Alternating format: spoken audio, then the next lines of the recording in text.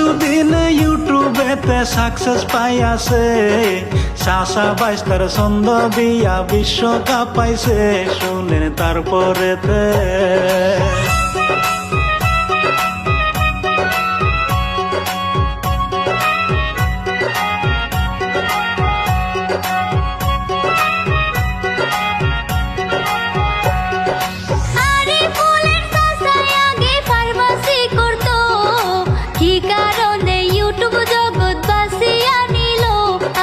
সবই বলবো।